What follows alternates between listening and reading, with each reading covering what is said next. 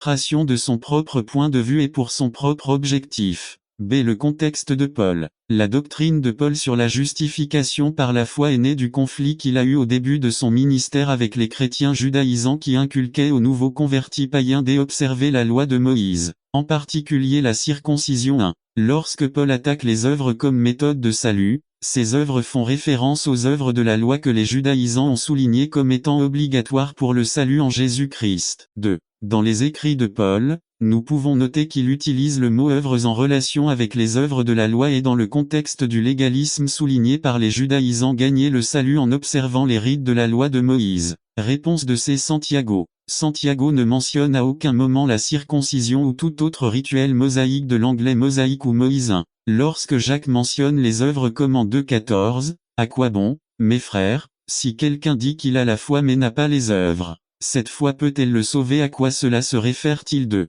Il est nécessaire de lire le contexte pour voir à quoi Santiago fait référence. Lisons de 1, 27 à 2, 26. Que trouve-t-on là en rapport avec les œuvres à aider les orphelins et les veuves dans leur tribulation 1, 27b? Une attitude consistant à ne pas favoriser les riches par rapport aux pauvres, ou à ignorer les moins favorisés de la société 2, 1 à 6 et aimer son prochain comme soi-même 2, 8. D. La discrimination est aussi un péché que l'adultère, et la violation d'un seul commandement viole le reste du décalogue 2, 9. 11. Les œuvres dans Jacques consistent à couvrir ceux qui sont nus et à donner de la nourriture à ceux qui n'en ont pas 2, 16. N'est-ce pas ce que Jésus a dit? C'est toi qui me l'as fait voir. Matthieu 25, 44, 3. La justification d'Abraham par les œuvres, selon Jacques, n'était pas due à sa circoncision, mais parce qu'en croyant, il démontrait sa foi en obéissant. Il est saint, il est le roi. D. Ne pensons donc pas que nous devons adorer Dieu seulement lorsque nous en recevons un bénéfice, mais que nous devons l'adorer simplement parce qu'il en est digne, il est le roi. Culte ou révérence rendue à Dieu pour ses œuvres PS 92.1 au 5 et pour ce qu'il est PS 100.1 au 4. Elle s'exprime à travers la prière GN 12,8, Né 9, le sacrifice GN 8,20, l'offrande GN 4,3, 4 1 S 1, 3, DT 26,10 1 CHR 16,29, louange 2 CHR 7, 3, PS 29, 1, 2, 86, 9, 138, 1, 2, méditation PS 63, 5, 6, peur PS 96, 9, jeûne 9, 1, 3, LC 2,37, fête et action de grâce 2 CR 30.21, 22, n'attendez pas qu'il soit trop tard. Devenez membre de la chaîne Today et bénéficiez de réconfort et de soutien dans les moments difficiles. Cliquez sur le lien dans la description de la vidéo. Mardi 9 avril 2024 Service page 2 DT 11.13, JOS 22.27. Le culte extérieur et cultuel doit naître d'une attitude intérieure IS 29.13, qui à son tour s'exprime dans l'obéissance et une vie entièrement consacrée au service de Dieu 1 Samuel 15 22, 23. Mi 6 à 8 Conferge 1, 27 IV. Ces mages étaient encouragés à apporter des cadeaux. A en bons adorateurs, ils n'oubliaient pas leur coffre au trésor. B. Ils offraient à Jésus 3 cadeaux 1. De l'or 2. De l'encens. L'encens pur était une substance coûteuse IS 60,6. MT 2,11. Elle était obtenue à partir des arbres Can 4,14 d'Arabie et d'Afrique Symbolo de Registrado Sheba, JR 6,20. Elle était également utilisée comme parfum Can 3. 6 substances aromatiques qui étaient brûlées dans le tabernacle et dans le temple Ex 30.11 CHR 28.18 3. Myrrhe c'est la résine gommeuse odorante de la Commiphora myrrha, une plante abondante dans le sud de l'Arabie, en Éthiopie et au Somaliland lorsqu'il est extrait d'arbres nouveaux SV 2.12, CNT 5.5, 13, ou solide, auquel cas il est cristallin, rouge, semi-transparent et fragile. Il était utilisé en parfumerie et en médecine et pour embaumer les cadavres. Hérodote, Histoire 2,86. C'était un ingrédient important de l'huile d'onction sacrée Ex 30.23 FF. Il comptait parmi les cadeaux offerts à l'enfant Jésus MT 2,11. Grâce à ses qualités somnifères, la myrrhe était mélangée aux boissons offertes aux torturés. Jésus refusa le vin de myrrhe Mac 15,23. Conclusion. Le roi des Juifs a encouragé tout cela. Aujourd'hui, cela vous stimule pour que vous répondiez également en adoration. N'attendez pas qu'il soit trop tard. Devenez membre de la chaîne Today et bénéficiez de réconfort et de soutien dans les moments difficiles. Cliquez sur le lien dans la description de la vidéo. Mardi 9 et sur le lien dans la description de la vidéo mardi 9 avril 2024 page 4 Pourquoi servez-vous Christ? Résumé. Une analyse des raisons pour lesquelles nous devons servir le Seigneur par Félix Ramirez. Pourquoi servez-vous le Christ? Matthieu 21 à 16 3 Leçons sur la grâce de Dieu dans le service. Si l'autosatisfaction nous empêche d'apprécier le caractère de Dieu. Le verset dit 11 que ces hommes murmuraient contre le Seigneur, et cela les empêchait de savoir qui il était réellement. Comme nous, ces hommes ont cessé de voir la bénédiction de Dieu. Ils n'étaient pas contents d'avoir reçu l'opportunité de travailler, ni de leur paiement ponctuel et complet. Ils auraient dû recevoir leur salaire, être reconnaissants envers leur employeur, rentrer chez eux heureux et profiter de leur salaire. Mais son pharisaïsme l'en a empêché. Au lieu de cela, ils murmurèrent et révélèrent ainsi ce qu'ils croyaient réellement à propos de leur patron. La justice du Seigneur. Il leur donna ce qui était juste, un denier. C'était le paiement juste et convenu. Il ne les a pas volés. La souveraineté du Seigneur. Il peut disposer de tout ce qui lui appartient, et personne ne peut lui en vouloir. C'était son argent, il pouvait l'utiliser à sa guise. Il aurait même pu donner davantage à ce dernier. Qui pourrait oser vous dire comment dépenser votre argent? La générosité du Seigneur. Il a donné plus que certains ne méritaient. Le problème était qu'ils voulaient plus parce qu'ils pensaient qu'ils méritaient plus. Mais n'oublions pas que notre cœur nous trompe facilement sur la raison de servir et de vivre pour le Christ. Réfléchissez bien, qu'est-ce qui vous pousse réellement à vivre et à servir le Christ? Démontrez votre attachement à l'indifférence, à la paresse ou à l'irresponsabilité des autres. Il est curieux qu'il y ait ceux qui servent avec le courage de voir que les autres ne font rien. Ils en profitent même, parce qu'ils se sentent justes, supérieurs à ceux qui ne font rien, à ceux qui sont paresseux, à ceux qui n'aiment pas Dieu. Cela leur fait penser qu'ils ne sont pas si mauvais et que Dieu devrait les remarquer. Ils étaient assis comme ce pharisien qui priait à l'intérieur en disant: merci, Dieu, car je ne suis pas méprisable comme ce voleur et collecteur d'impôts corrompu. Oh, soyons honnêtes, nous voulons toujours échapper à la réalité de ce que nous sommes vraiment devant Dieu par nos moyens. La Bible dit que nous sommes tous des pécheurs et que nous méritons simplement la damnation éternelle. C'est pourquoi nous cherchons toujours un moyen de faire quelque chose qui nous fait croire que nous en sommes dignes, une récompense. Juste. Jésus réprimande l'attitude de service motivée par la récompense et non par l'amour. N'attendez pas qu'il soit trop tard. Devenez membre de la chaîne Today et bénéficiez de réconfort et de soutien dans les moments difficiles. Cliquez sur le lien dans la description de la vidéo mardi 9 avril 2024 page 1. Bien souvent, la difficulté naturelle et la fatigue du travail sont endurées par un espoir égoïste. Nous disons: ce n'est pas grave, je vais avoir plus que les autres pour ça. Mais cette parabole révèle la folie de placer notre confiance dans une plus grande récompense. Notre sens de la justice est corrompu par le péché. La justice que nous attendons penche toujours en notre faveur. Simon et lui dit: nous avons trouvé le Messie, ce qui signifie le Christ. 42 Et il lui amena Jésus. Et Jésus le regardant dit: tu es Simon, fils de Jonas, tu seras appelé Cépha, ce qui signifie Pierre.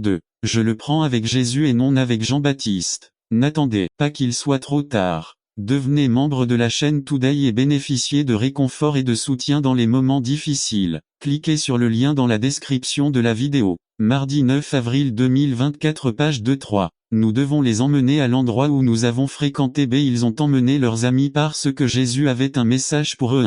JN 1, 45. Philippe trouva Nathanaël et lui dit: nous avons trouvé celui dont Moïse a écrit dans la loi, ainsi que les prophètes, Jésus, fils de Joseph, de Nazareth.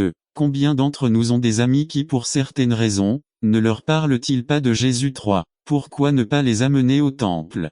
Ils amenèrent ceux qui avaient besoin d'un miracle ou d'une guérison. 1. Luc 5 17 à 20. Un jour, il enseignait, et étaient assis les pharisiens et les docteurs de la loi, venus de toutes les villes de Galilée et de toutes les villes de Galilée, Judée et Jérusalem, et la puissance du Seigneur était avec lui pour guérir. 18. Et il arriva que quelques hommes, qui amenaient un homme paralysé sur un lit, cherchèrent à le faire entrer et à le déposer devant lui. 19. Mais ne trouvant pas comment le faire, à cause de la foule, ils montèrent au sommet de la maison et le descendirent avec le lit à travers le toit, le plaçant au milieu devant Jésus. 20. Quand il vit leur foi, il lui dit: homme, tes péchés sont pardonnés.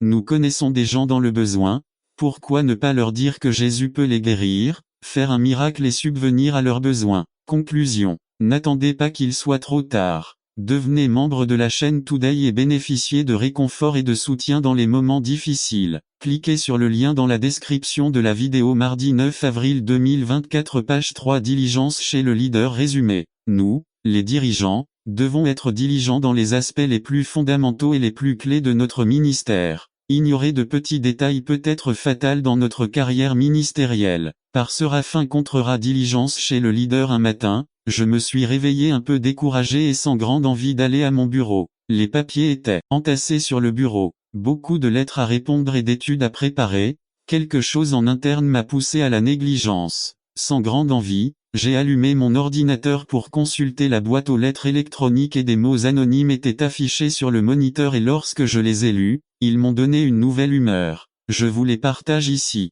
J'ai appris et décidé et ainsi, après avoir si longtemps attendu, un jour comme les autres, j'ai décidé de réussir. J'ai décidé de ne pas attendre les opportunités, mais de les chercher moi-même. J'ai décidé de voir chaque problème tel qu'il, une chance de trouver une solution. J'ai décidé de voir chaque désert comme l'opportunité de trouver une oasis. J'ai décidé de voir chaque nuit comme un mystère à résoudre. J'ai décidé de voir chaque jour comme une nouvelle opportunité d'être heureux. Et quand il lui dit au revoir et continuant son chemin, je lui dis quelque chose dans son cœur, que ce lépreux qu'il voulait éviter n'était autre que le Seigneur Jésus-Christ lui-même. Quelles opportunités nous perdons et combien de bénédictions nous perdons. Dieu notre exemple. Romains 5, 8. Christ veut que nous vivons pour les besoins des autres. N'attendez pas qu'il soit trop tard. Devenez membre de la chaîne Today et bénéficiez de réconfort et de soutien dans les moments difficiles. Cliquez sur le lien dans la description de la vidéo. Mardi 9 avril 2024, page 2. La Bible dit que le Christ est devenu pauvre par sa pauvreté, vous deviendrez riche. 2 Cor 8, 9. B. Philippiens 2, 3 à 4. Ne veillant pas aux siens, mais chacun aussi à celle des autres. Dieu veut que nous ayons de l'amour pour ceux qui sont dans le besoin. Luc 6, 38. Illustration. Le navire en presse d'Irlande coulait en haute mer et parmi les 130 officiers de l'armée du salut, ils se sont retrouvés face au dilemme qu'il n'y avait pas assez de flotteurs de sauvetage pour tout le monde à bord. Le navire a coulé et beaucoup sont morts, mais d'autres ont été sauvés. Parmi ces corps ont été retrouvés, aucun des officiers de l'armée du salut n'a été retrouvé avec un gilet de sauvetage. Parmi ceux qui ont été sauvés, ils ont témoigné qu'en distribuant les gilets de sauvetage, les officiers de l'armée du salut ont donné leur gilet de sauvetage à d'autres en leur disant « Je peux mieux mourir ». Autre. Jésus veut que nous ayons de l'amour pour ceux qui sont dans le besoin. Où en êtes-vous? Le Christ veut que nous vivons pour le salut des autres. Jésus est venu chercher et sauver ce qui était perdu. Luc 19, 10. Dieu a suscité l'armée du salut, son fondateur le général William Booth, un homme de Dieu, sa devise sang et feu, le sang du Christ et le feu du Saint-Esprit. Sauver pour sauver. Comme un géant endormi, Dieu suscite des hommes et des femmes pour la guerre du salut des âmes. Dans ces derniers jours il veut susciter des hommes et des femmes qui réclament, prient et crient pour les âmes perdues. À quel point vous souciez-vous des âmes de ceux qui vivent autour de vous? Des âmes qui iront en enfer si vous croyez en l'enfer parce que vous ne vous souciez pas des âmes pour lesquelles Christ est mort. B. Un navire en haute mer était en train de couler et il était nécessaire de réparer la coque du navire par où l'eau entrait. Des hommes sont descendus pour vérifier la coque de ce navire et ont constaté qu'il y avait un trou par où l'eau entrait. Ils ont dû agir rapidement. Le capitaine a demandé des volontaires pour aller réparer les dégâts. Après un long silence, le fils du capitaine a dit « Père, j'y vais ». Le père lui dit « Mon fils, c'est risqué, fais attention ». Le fils est descendu réparer la coque au fil du temps et n'est pas revenu, mais l'eau a cessé de pénétrer dans le bateau et tout le monde a commencé à se réjouir. Ils avaient été sauvés de couler au milieu de la mer. Mais comme le fils du capitaine ne revenait pas, il envoya des hommes le chercher. Lorsqu'ils arrivèrent à l'endroit où se trouvait cette porte, ils trouvèrent le corps du fils du capitaine, dans ce trou qui servait de bouchon pour que l'eau ne coule pas entrait plus. Ils ont également abandonné pour les autres. Le Christ s'est donné en rançon pour nous, nous pouvons suivre et donc vivre en sachant que tout ce que je fais et tout ce que je suis mérite son respect. Prof 1,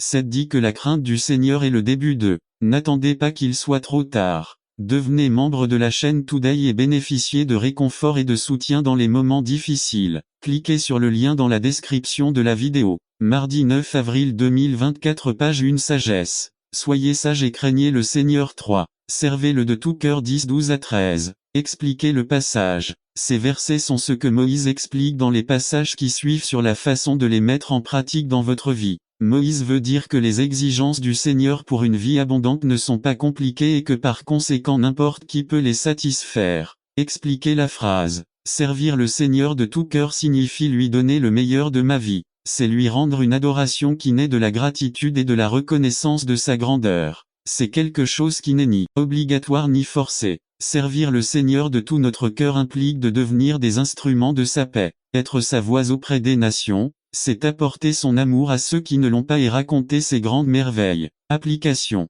Servir avec cœur et avec gratitude. Vous pouvez être un instrument de bénédiction pour les nations de la terre. Conclusion. Vivre pour le Seigneur Jésus-Christ n'est pas compliqué. Nous sommes les plus compliqués. Nous voulons bien vivre mais nous ne voulons pas en payer le prix. Il est certain qu'une vie abondante nécessite de payer un prix pas d'argent, mais de volonté. Jésus-Christ a fait sa part, il est maintenant nécessaire que vous fassiez la vôtre. Concentrez-vous sur ce que Dieu attend de vous. Débarrassez-vous du païen.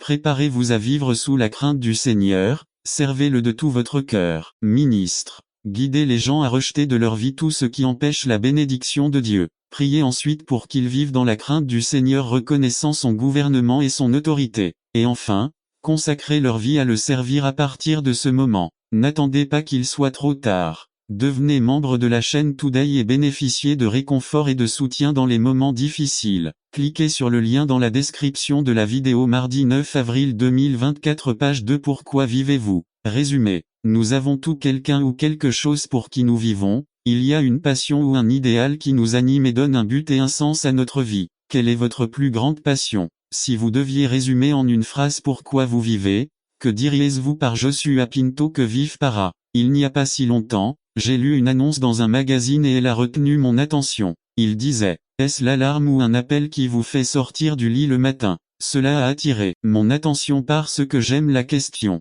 Et je pense que c'est une question que nous devrions nous poser aujourd'hui. Qu'est-ce qui te fait vibrer? Qu'est-ce qui fait pomper votre sang? Qu'est-ce qui fait battre votre cœur? Nous avons tout quelqu'un ou quelque chose pour qui nous vivons, il y a une passion ou un idéal qui nous anime et donne un but et un sens à nos vies. Quelle est votre plus grande passion? Si vous deviez résumer en une phrase pourquoi vous vivez, que diriez-vous? Dans Philippiens 1, Paul déclare en une phrase ce qui le passionne et pourquoi. Colère, clameur et calomnie soient éloignés de vous, ainsi que tout mal. 32 Mais soyez bons et miséricordieux les uns envers les autres, en vous pardonnant les uns aux autres, comme Dieu vous a aussi pardonné en Christ. N'attendez pas qu'il soit trop tard. Devenez membre de la chaîne Today et bénéficiez de réconfort et de soutien dans les moments difficiles. Cliquez sur le lien dans la description de la vidéo mardi 9 avril 2024 page 4. Si vous l'avez entendu, faites-le. Résumé. La loi de Dieu est le miroir dans lequel le croyant doit continuer à se regarder même après avoir été sauvé par Carlos Camarena après avoir écouté. Faites-le. Texte. Jacques 1 22 à 25 Lecture biblique. Matthieu 7 24 à 29 Introduction à 1 21 à 22. C'est pourquoi, ôtant toute souillure et toute trace de méchanceté, recevez avec humilité la parole implantée, qu'elle est puissante pour sauver vos âmes. Soyez des exécutants de la parole et pas seulement des auditeurs qui se trompent vous-même. 1. Comment la saleté et le mal sont-ils éliminés? Implantez la parole.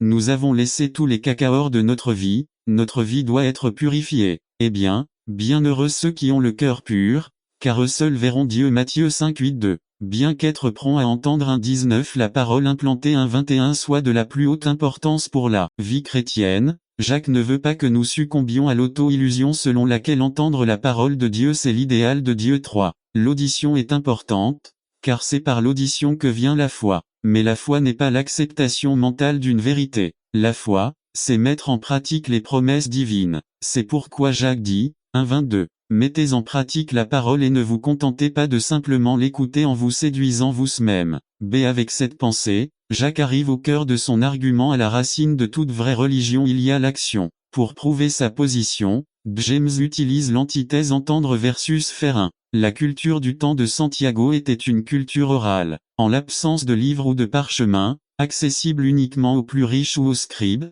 l'éducation et tout le savoir se faisaient oralement d'eux. La capacité d'entendre était donc le moyen par lequel les gens pouvaient être amenés à apprendre. Mais, pour Jacques, le but ultime n'était pas seulement d'apprendre en entendant. mais de mettre en pratique ce qui avait été appris en entendant. Soyez prêts à entendre va prendre une connotation différente maintenant que nous écoutons Jacques 3, un apôtre comme Pierre ou Jacques a écrit sa lettre. Cette lettre a été lue à la congrégation et généralement copiée et lue à différentes congrégations. Les premières églises chrétiennes n'étaient donc pas des églises où leurs membres avaient le privilège et le plaisir d'apporter leur Bible à l'église. Ils y allaient littéralement pour entendre la parole de Dieu. 4. Si Jacques écrivait sa lettre aujourd'hui, non seulement pour nous avertir de l'importance d'entendre un sermon, il nous dirait aujourd'hui 1:22 Soyez des exécutants de la parole et pas seulement des auditeurs, des lecteurs et des spectateurs à la télévision et sur vidéo. 5. À cette époque, ils n'entendaient que, aujourd'hui, nous entendons, voyons et lisons des enseignements liés à la vie que nous devons dépasser la justice humaine.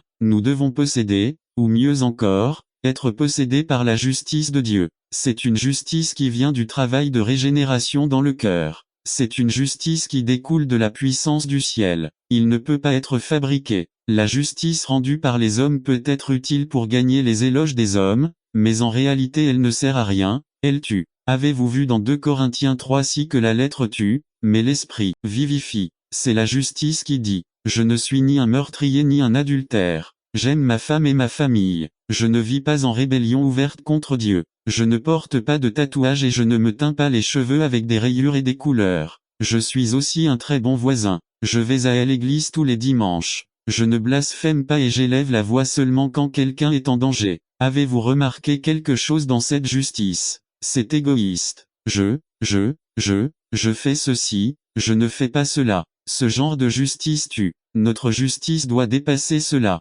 Notre justice doit aimer ses ennemis et Dieu de tout son cœur, de son âme et de son esprit. Vous devez chercher Dieu avec un cœur pur 24 heures sur 24, 7 jours sur 7. Mais vous direz, c'est impossible. Et c'est là le point. La justice superficielle est facile à obtenir. N'attendez pas qu'il soit trop tard. Devenez membre de la chaîne Today et bénéficiez de réconfort et de soutien dans les moments difficiles. Cliquez sur le lien dans la description de la vidéo. Mardi 9 avril 2024. Page 3 peut y accéder, ce qui nous amène au dernier point 3. La justice superficielle peut être mise de côté. C'est facile de s'habiller, mais la vraie justice est une œuvre surnaturelle de Dieu à l'intérieur de l'homme qui se reflète dans sa vie extérieure. La justice superficielle est humainement accessible, mais la vraie justice est impossible à l'homme. Cela ne peut pas être introduit mais doit sortir de l'intérieur par l'Esprit de Dieu. C'est quelque chose que Dieu fait au plus profond du cœur et qui est vécu extérieurement par conviction, même si les hommes ne regardent pas. Il existe même si le seul qui le voit est Dieu. Voici une question qui révélera quel genre de justice vous avez. Que faites-vous quand il n'y a personne d'autre avec vous? Si vous pouviez faire quelque chose sans vous faire prendre, que feriez-vous? Cela démontrera clairement le type de justice dont vous disposez. La vraie justice vous incitera à chercher Dieu et à l'aimer à chaque occasion, même si vous êtes totalement seul. Regardez encore notre texte Matthieu 5:20 car je vous le dis, si votre justice n'est pas plus grande que celle des scribes et des pharisiens, vous n'entrerez pas dans le royaume des cieux. Maintenant, en revanche, regardez le verset 16 Matthieu 5:16 que votre lumière brille devant les hommes, afin qu'ils voient vos bonnes œuvres et glorifient votre Père qui est dans les cieux. La vraie justice est dépendante de la gloire de Dieu. Lorsque notre lumière brille devant les hommes, ce n'est pas une lumière qui vient de nous mais est évidemment réfléchie par Dieu. Les gens ne rendent pas gloire à l'homme, mais à Dieu. Conclusion, c'est ainsi que nous devrions vivre nos vies et des provocations. Vous les regardez pour donner la récompense. Le malheureux se réfugie entre vos mains. Tu es l'aide des orphelins. Le désir des humbles auditeurs, ô accent circonflexe Jéhovah. Tu prépares leur cœur et tu tends l'oreille, pour juger l'orphelin et l'opprimé, afin que l'homme de la terre ne commette plus la violence. C'est pour différentes raisons, dans un coin sombre de notre cœur, les gens se sentent mal à l'aise avec les personnes dans le besoin. Nous percevons les pauvres, et en général ceux qui souffrent d'un besoin pressant, comme des personnes inconfortables, et le rejet des autres en raison de la condition extérieure est un élément supplémentaire que la personne dans le besoin doit endurer. C'est pourquoi il convient d'attirer notre attention sur le fait que Dieu n'a pas honte de se présenter devant ces gens et de se nommer leur Père et défenseur. Dès la vie très terrestre du Verbe fait chair nous confirme cette identification que Dieu fait avec ceux qui sont dans le besoin. Notre Seigneur est devenu pauvre étant riche. Il s'est humilié, s'est limité, s'est renié et a subi directement les difficultés sociales de son temps, puisque nous savons qu'il vivait au niveau inférieur d'une société agricole arriérée. Mais quelle pourrait être l'une des raisons pour lesquelles le Seigneur s'identifie aux nécessiteux? Eh bien, il se peut que puisque ces personnes ont de plus grands besoins, souffrent et ont très peu de ressources pour soulager leur situation, ces personnes représentent le groupe de personnes dans lequel il se glorifie grandement, puisque sa bonté devient plus clairement visible. Paul dit que la puissance de Dieu se manifeste surtout dans la faiblesse. Au milieu d'un monde matérialiste ou au mieux généreux pour la commodité, nous voyons Dieu prendre plaisir à déployer les richesses de sa grâce, en particulier envers ceux qui sont dans la plus grande misère et affliction. Et c'est ce que Dieu veut que nous fassions, l'imiter en étant généreux et en faisant preuve de compassion envers ceux qui sont dans le besoin. En faisant preuve de compassion envers un frère dans le besoin, nous imitons le Christ, nous l'imitons dans son amour vrai et réel pour ceux qui sont dans le besoin. Nous démontrons l'Évangile lui-même, car c'est exactement ce que Dieu a fait pour nous lorsque Christ est mort pour nous, pécheurs condamnés à la perdition éternelle de servir ceux dans le besoin démontre une foi vivante qui se traduit en œuvre de justice. Examinons de plus près un détail important du passage. Comment le Seigneur a-t-il attribué une récompense éternelle ou un châtiment éternel aux personnes qui se tiennent devant lui pour être jugées? VR 35,36-42,43. Le texte nous dit que c'est parce qu'il avait réalisé les actions suivantes en faveur des personnes dans le besoin: nourrir les affamés, donner à boire à ceux qui ont soif, vêtir ceux qui sont nus, héberger l'étranger et visiter les prisonniers et les malades. Ce sont des actions concrètes, qui impliquent des dépenses, des efforts et du temps. Il ne s'agissait pas seulement de mots d'encouragement, ni de simples tapes dans le dos et de bons vœux pour que les choses s'améliorent. Non, ce sont de véritables actions en faveur du bien-être de ces personnes dans le besoin. Ils vont au-delà de simples mots ou phrases en votre nom. Ce sont des actions de 631 536 000 secondes de l'année. Je ne comprends toujours pas pourquoi il y a des gens qui disent qu'ils n'ont pas assez de temps pour pouvoir travaux sur la construction. Il peut être qu'ils n'ont pas le temps, ou il peut être qu'ils ne savent simplement pas comment utiliser ou bien coordonner le temps. Saviez-vous que vous avez le même temps que D.I. Graham, le même temps que Luis Papol et Alberto Mottosi? Saviez-vous que vous avez le même temps que le pasteur Varga? Saviez-vous que le temps que Dieu qu'il te donne est exactement le même temps qu'il me donne? Je n'ai jamais savé que Dieu dit bien, puisque j'aime Minor Varga, je lui donnerai 80 minutes et que ainsi je lui obtiendrai plus que aux autres de l'Église. Non, cela n'existe pas, cela n'a aucun sens et donc l'argument ne peut pas être accepté. Frère Minor, ce qui se passe c'est que je n'ai pas autant de temps que toi. Tout dans cette vie moderne est travail, rendez-vous et engagement. Le trafic sur les routes, la longue attente à la clinique médicale, les démarches à la banque, les longues files d'attente au supermarché, sont des problèmes qui nous désespèrent et nous font perdre un temps précieux. Savez-vous quel est notre problème? Ce n'est pas le manque de temps, mais la façon dont nous l'utilisons. Le temps peut en réalité être utilisé comme Paul nous le dit dans Éphésiens, ou bien il peut être gaspillé. La vérité est que pour les êtres humains, le temps est irrécupérable, chaque heure perdue est perdue à jamais. C'est pourquoi la célèbre phrase "le temps, c'est de l'argent" et l'autre qui dit "les jours passent vite" sont une réalité. Et permettez-moi d'expliquer une autre de mes phrases qui ne rime pas, mais qui rime en réalité. Non seulement les jours passent, les années volent aussi. Par conséquent, faisons bon usage de notre temps dans le ministère et dans tous les domaines de notre vie. Jésus l'a fait. 4. Jésus a visité ses disciples. Saint Matthieu 8,14. 15-14. Jésus se rendit chez Pierre et vit sa belle-mère couchée dans son lit avec de la fièvre. 15. Puis il lui toucha la main et la fièvre la quitta. Elle se leva et car aujourd'hui je dois rester dans ta maison. 5. Quand Jésus arriva à cet endroit, levant les yeux, il le vit et lui dit: Zachée, dépêche-toi. Saint Luc 19, 5,66. Puis il descendit précipitamment et l'accueillit avec joie. Message à l'église de notre ami de Porto Rico: combien veulent que le pasteur, les dirigeants et les diacres viennent chez eux pour prendre un café dans le Posillo cassé. Toutes les personnes présentes ont levé la main, se sont levées et ont ensuite applaudi. Pour Dieu, la visite est de la plus haute importance. A. Il a visité Adam en Éden. B. Il a visité Moïse dans le buisson ardent. C. Il a visité les êtres humains à travers son Fils Jésus-Christ pour leur offrir le salut et la vie éternelle. N'attendez pas qu'il soit trop tard. Devenez membre de la chaîne Today et bénéficiez de réconfort et de soutien dans les moments difficiles. Cliquez sur le lien dans la description de la vidéo. Mar 9 avril 2024 page 5. Jésus s'est également consacré à visiter son peuple. A. Il a rendu visite à ses disciples. B. Il a rendu visite à ses disciples. C. Il a rendu visite à ce couple lors des noces de Cana. Jean 2, 1 à 11. D. La maison de Simon le lépreux. Matthieu 26, 6 à 13. E. Il a rendu visite à petit ami qui disait qu'il m'aimait et maintenant il ne m'aime plus.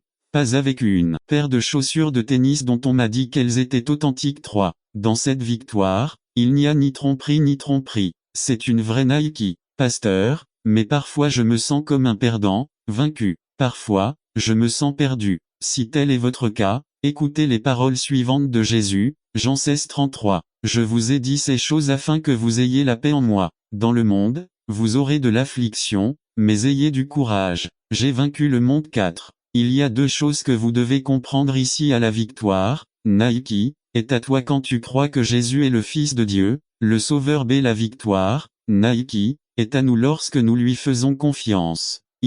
Conclusion. À chaque fois que vous voyez le symbole de la marque Nike, pensez à la croix et à sa signification. Victoire 1. Nike. Notre victoire en Jésus. Même si vous n'avez pas l'argent nécessaire pour acheter une paire de Nike, je veux que vous soyez sûr que vous pouvez toujours avoir des Nike, que vous pouvez toujours être propriétaire de la victoire 2. Au fil du temps, la société Nike a utilisé différentes publicités publicitaires avec différents athlètes, joueurs de tennis, basketteurs, joueurs de baseball, boxeurs, etc. 3. Les athlètes sont utilisés lorsqu'ils sont au sommet de leur carrière. Une fois qu'ils deviennent mauvais, ils les quittent. Cherchent quelqu'un d'autre qui est au sommet de leur talent. La société Nike ne veut pas que quelqu'un la représente qui ne soit pas très excellent dans son domaine. 4. Ce qui ne change pas dans les publicités Nike, ce sont les mots à la fin. Juste do it. Que signifie faites-le. Cela signifie ne restez pas assis là, levez-vous et faites quelque chose.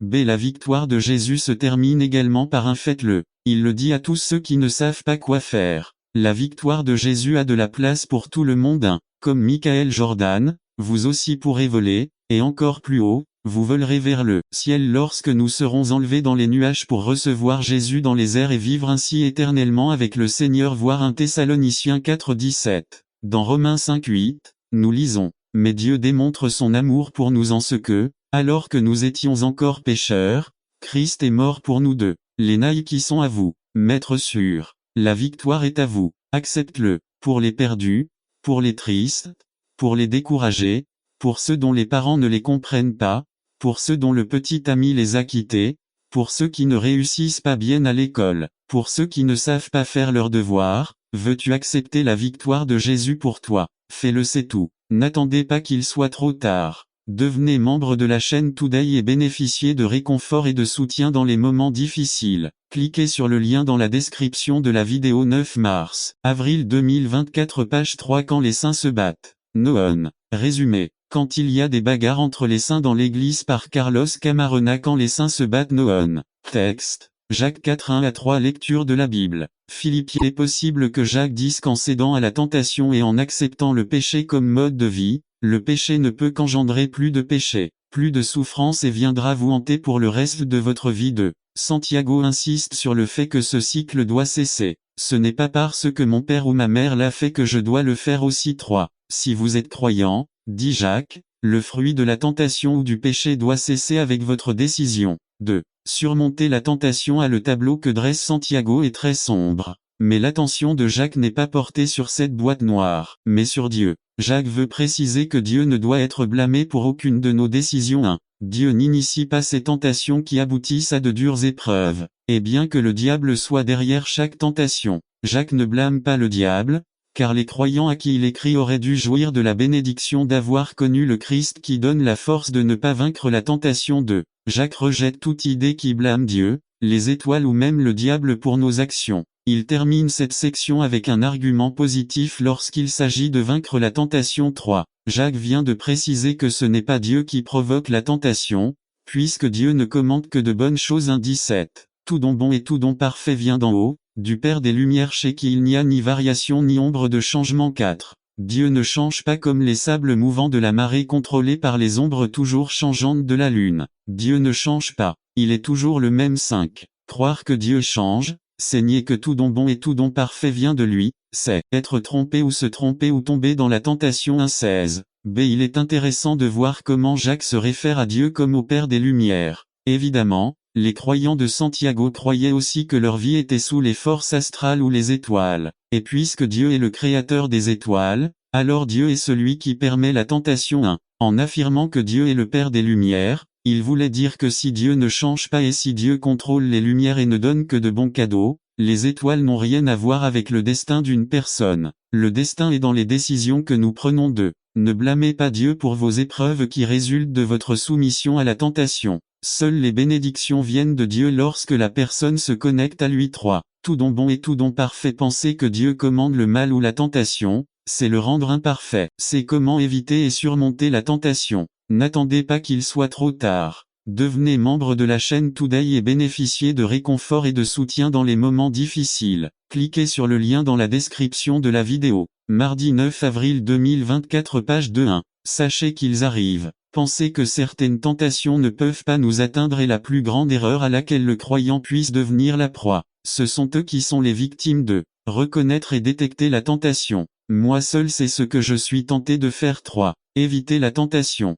Moi seul peux prendre la décision de ne pas me soumettre aux tentations auxquelles je suis susceptible. 4. Décider de ne pas céder à la tentation, tout comme Daniel et ses compagnons l'ont résolu dans leur cœur. Tout le mariage, tout le quartier a voulu plaider pour le curé, mais en vain. Eh bien, il était surnommé Claudius le Cruel. Le prêtre mourut en 270 après J.C. C'est le 14 février. Une autre histoire raconte que Valentin vivait à une époque où être chrétien signifiait la mort. Pour avoir aidé des martyrs chrétiens, il fut arrêté et mis en prison. Là, il guérit la cécité de la fille du geôlier. Lorsque Claude le Cruel apprit le miracle, il ordonna de décapiter Valentin. Le matin de son exécution, dit-on, Valentin envoya une carte disant au revoir à la fille du geôlier. Signé, de tu Valentin. Lors de l'établissement du christianisme, les prêtres voulaient que les gens oublient leur Dieu et leurs coutumes païennes. La célébration des Lupercales s'appelait alors la Saint-Valentin. Au Moyen Âge,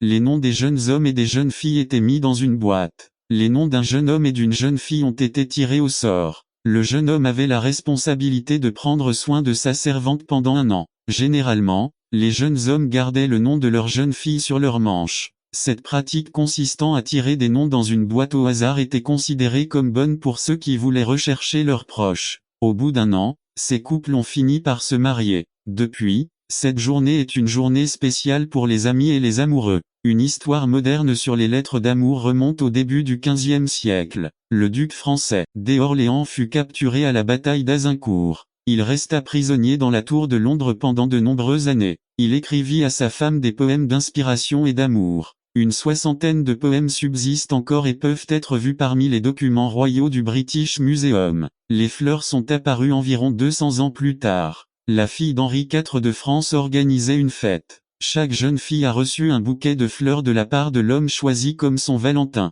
Depuis, en France et en Angleterre, il a pris l'habitude d'envoyer des cartes avec des messages d'amour et des fleurs à ses amis et proches. Avec des cœurs décorés et des bonbons, ils se souviennent du prêtre qui a désobéi à Claude le Cruel. Le croyant profite de cette journée pour faire honneur à Dieu et l'utiliser comme une opportunité pour prêcher à l'Évangile. Comme l'apôtre Saint Paul cherchait à être pertinent. Dans sa prédication sur Dieu inconnu dans Actes 17 19 à 34, l'apôtre a utilisé une tradition et un lieu païen comme pont de communication entre lui et le peuple. Il a même utilisé l'aréopage pour parler du vrai Dieu. Il a prêché un bon message parmi les païens, sur la vraie connaissance de Dieu. Le message toucha le cœur d'un des membres de la cour, même si la plupart des aréopagites trouvèrent peu d'intérêt le message de Paul. Aréopage, colline d'Arès, divinité grecque de la guerre, qui correspond au Mars romain, nom d'un lieu aux 115 mètres et rocheux, situé à Athènes, au nord de l'acropole et séparé de celle-ci par un petit ruisseau. L'aréopage était aussi le nom de la cour suprême qui s'y réunissait dans l'Antiquité.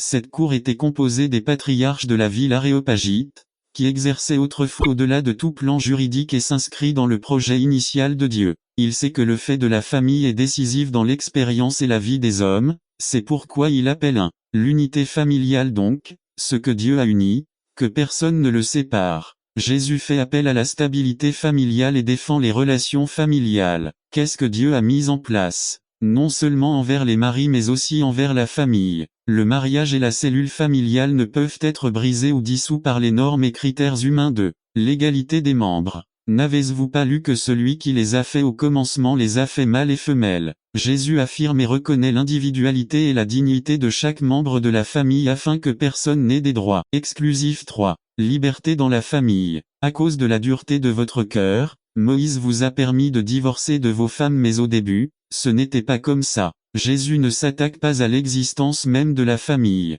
mais il dénonce l'oppression de la famille en déclarant le père propriétaire absolu de la femme et en lui accordant les pleins pouvoirs sur la femme et les enfants. Dans son fonctionnement et du point de vue de Jésus, la structure familiale juive n'était pas idéale. Conclusion. Jésus est venu annoncer une nouvelle réalité pour la famille, le royaume de Dieu. Dans le royaume, Dieu est le Père et chacun est frère les uns des autres. Et entre frères, il ne peut y avoir ni inégalité ni inimitié. La famille est nécessaire pour former l'être humain et l'intégrer dans la société, mais son fonctionnement contribue souvent à perpétuer l'autoritarisme, à nier la dignité et le bien-être des femmes et des enfants, et à promouvoir le manque de solidarité et l'exploitation. Tout cela entrave la vision du royaume. Un message clair est le suivant. Jésus rejette tout modèle familial dysfonctionnel qui entrave le dessein de Dieu. Dans cette nouvelle situation, que peut nous dire la position de Jésus concernant ne pas attendre qu'il soit trop tard? Devenez membre de la chaîne Today et bénéficiez de réconfort et de soutien dans les moments difficiles. Cliquez sur le lien dans la description de la vidéo. Mardi 9 avril 2024, page 2. Famille.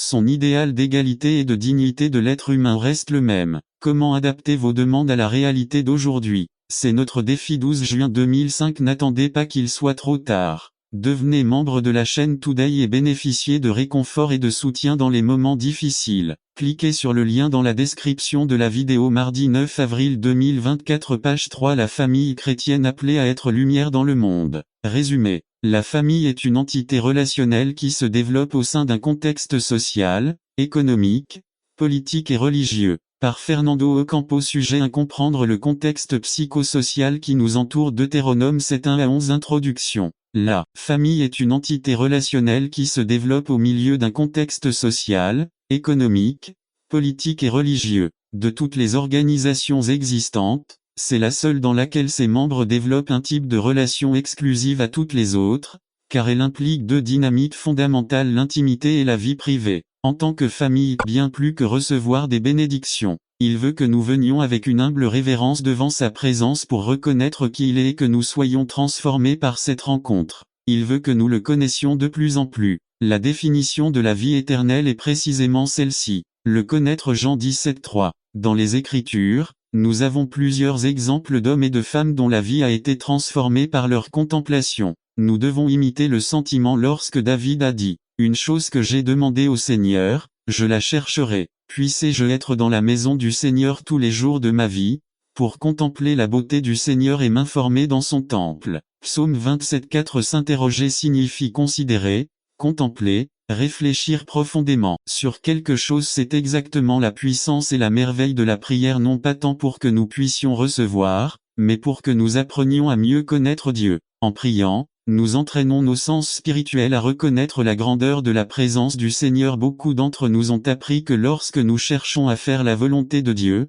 nous devons prier. Et c'est totalement vrai. Je souhaite juste affiner cet enseignement. Nous prions, non pas pour que Dieu nous dise ou nous confirme d'une manière ou d'une autre ce qu'il veut, car c'est à cela que servent les Écritures, mais pour qu'en le contemplant nous puissions mieux le contempler et comprendre la meilleure façon de faire sa volonté. C'est ce que signifie réellement prier pour faire la volonté de Dieu. En connaissant mieux le caractère de Dieu, nous sommes dans une meilleure position pour lui plaire. Davantage dans notre passage, la prière que le Seigneur Jésus nous enseigne a ce même sentiment. Elle nous ramène au bon chemin, au bon objectif. Voyons comment la prière nous aide à craindre Dieu, en nous concentrant sur le caractère de Dieu. Père, il est notre Père 1. Il nous rappelle la relation qu'il a lui-même décidé d'établir avec nous par sa grâce. C'est une relation qui inclut la peur, mais non pas la peur qu'a la victime du bourreau qui est prêt à l'exécuter, mais la peur d'un fils de désobéir à son père aimant. 2. Alors approchons-nous avec confiance, car il attend que nous venions à lui, mais aussi avec simplicité. Il nous connaît tels que nous sommes. Ça ne sert à rien de faire semblant devant lui.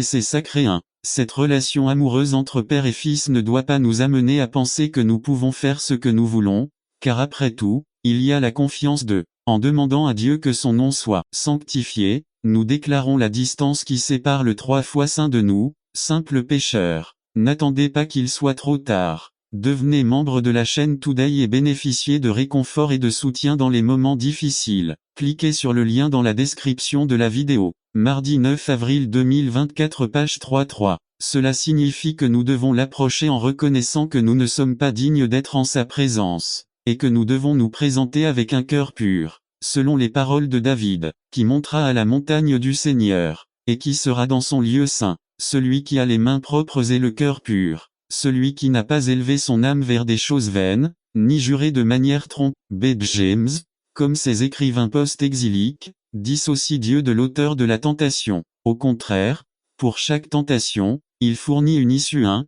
Corinthiens 10-13. Aucune tentation ne vous a frappé, si ce n'est celle qui est commune à l'homme. Mais Dieu est fidèle, il ne vous laissera pas tenter au-delà de ce que vous pouvez supporter, mais il vous fournira également un moyen d'échapper à la tentation, afin que vous puissiez y résister. 2. Il est intéressant de noter que Jacques ne blâme pas non plus le diable. Que fais-tu? Il le met directement au pied de l'individu. 1,14. Mais chacun est tenté lorsqu'il est emporté et séduit par son propre désir. 3. En rejetant tout le blâme sur la personne, Jacques suit la voie rabbinique conventionnelle selon laquelle lorsqu'une personne pêche, ce n'est ni Dieu ni Satan, mais l'inclination pécheresse. Le mauvais instinct avec lequel chaque enfant d'Adam naît plus tard de la chute, la soi-disant Yetse bara 4. Paul dans Romains fait référence à cet aspect lorsqu'il dit dans Romains 7,15 car je ne comprends pas ce que je fais, parce que je ne pratique pas ce que je veux. Au contraire, ce que je déteste, c'est ce que je fais. 16 Et puisque je fais ce que je ne veux pas,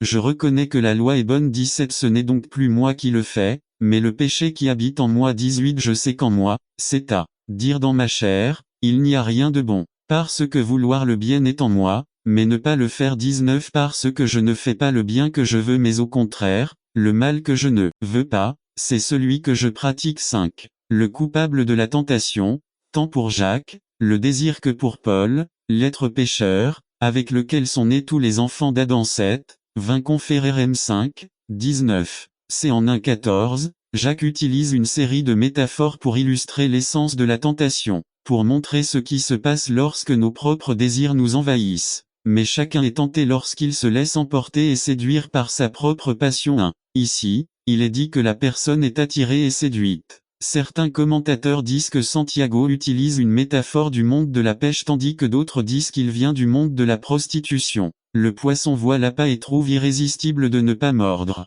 Lorsque vous mordez, l'inévitable arrive, vous êtes accroché, entraîné et payé de votre vie votre ignorance. 2. Mais contrairement au poisson, Santiago dit que les humains ne le font pas par ignorance, mais à cause de leurs propres impulsions ou désirs. L'être humain connaît les conséquences de la tentation, mais lorsqu'il se laisse emporter par la tentation, lorsqu'il se met dans la zone de danger, il est presque impossible que l'appât ne le séduise pas et ne l'accroche pas. C'est déjà tombé. 3. Qu'il s'agisse d'un poisson ou d'un individu séduit par une femme étrange, les résultats sont toujours les mêmes. Dans les deux cas c'est free. 4. Jacques prive ceux qui cèdent à la tentation de toute excuse pour vouloir blâmer quelqu'un. La cause réside en soi. La culpabilité d'être attrapé, la séduction et d'être emporté, tout est question de n'attendez pas qu'il soit trop tard. Devenez membre de la chaîne et nous ne pouvons pas être saints, alors nous devons agir comme des fous. C'est exactement ce que les pharisiens ont fait avec le peuple. C'est pourquoi nombreux sont ceux qui ne veulent rien savoir de l'évangile,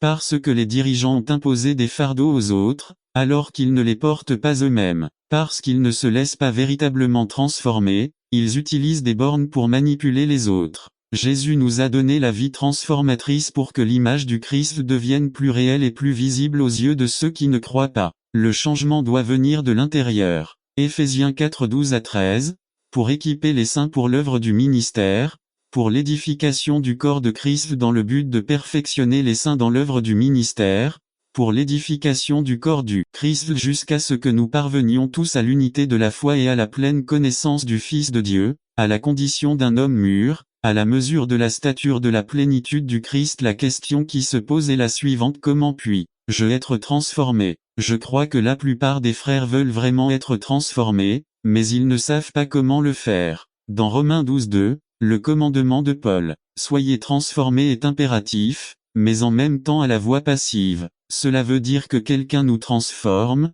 Nous ne pouvons pas nous transformer nous-mêmes, il faut que ce soit Dieu qui nous transforme à travers sa parole. Mais cette transformation ne se produit pas par un acte magique, elle doit être un processus par lequel notre vie ressemble davantage à celle de Jésus. Dans 1 Corinthiens 9, 24 à 25, Paul fait une analogie dans laquelle il établit que quiconque participe à une compétition doit le faire de manière à remporter le prix. Les athlètes s'entraînent pour gagner. Il y a une différence entre s'entraîner pour réaliser quelque chose et essayer de faire quelque chose. Combien, dès leur réveil demain, peuvent courir un marathon? Combien, dès leur réveil demain, peuvent courir un marathon s'ils essaient de toute leur force? N'attendez pas qu'il soit trop tard. Devenez membre de la chaîne Today et bénéficiez de réconfort et de soutien dans les moments difficiles. Cliquez sur le lien dans la description de la vidéo mardi 9 avril 2024 page 3. Je sais que certains d'entre nous pourraient éventuellement courir un marathon et atteindre la ligne d'arrivée. Que faudrait-il pour le faire? Entraîner. Que signifie s'entraîner? Impliquez-vous dans des activités qui vous permettront de faire des choses que vous ne pourriez pas faire vous-même.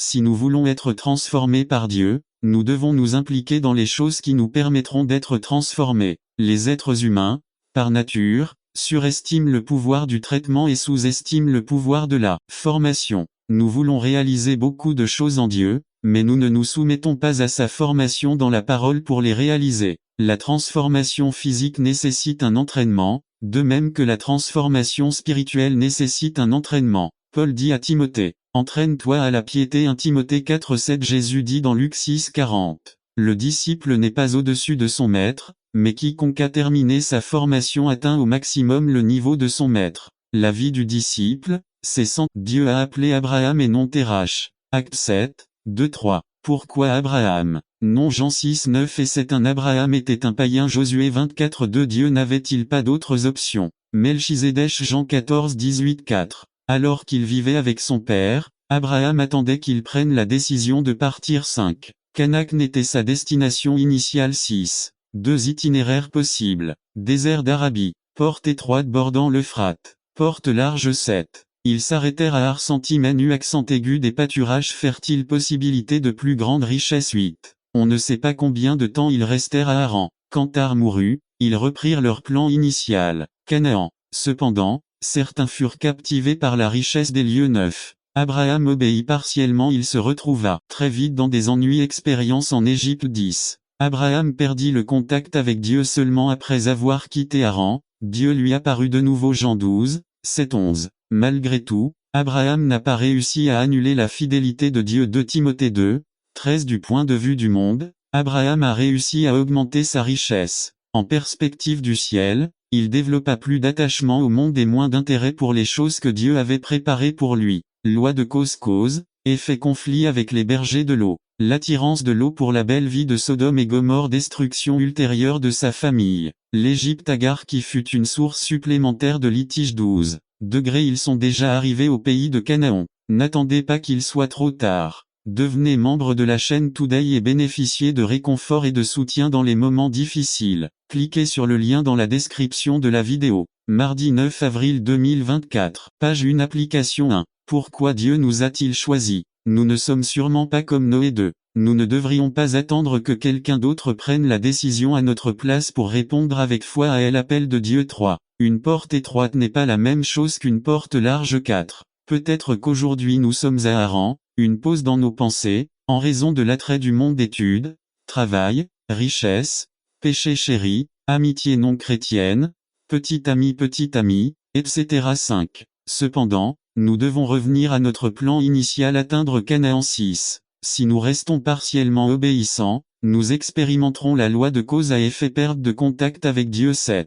Dieu nous appelle aujourd'hui. Lorsque cela se produit, la seule réponse possible est la foi. Hydrogène plus oxygène n'est pas égal à l'eau. Hydrogène plus oxygène plus platine égale à eau. Tout comme le platine est nécessaire pour atteindre le résultat souhaité, la foi doit être présente pour que l'appel de Dieu et ses promesses puissent avoir un sens pour nous ou, comme Abraham, faire une différence dans nos vies. Dieu exige de nous la même chose qu'il exigeait d'Abraham, être différent. Séparons-nous des tentations et de toute personne ou chose qui s'interpose entre nous et Dieu. 8. Et nous sommes arrivés au pays de Canaan. N'attendez pas qu'il soit trop tard. Devenez membre de la chaîne Today et bénéficiez de réconfort et de soutien dans les moments prédits que les pieds et les mains du Christ seraient percés. PS 22, 16, Zacharie 12, 10, Matt 27, 34 à 50, qu'il mourrait en sacrifiant sa vie à la place des pécheurs. Ésaïe 53, Dan 9, 26, Jean 1, 29, et qu'il ressusciterait d'entre les morts. PS 16 10, Acte 13 35,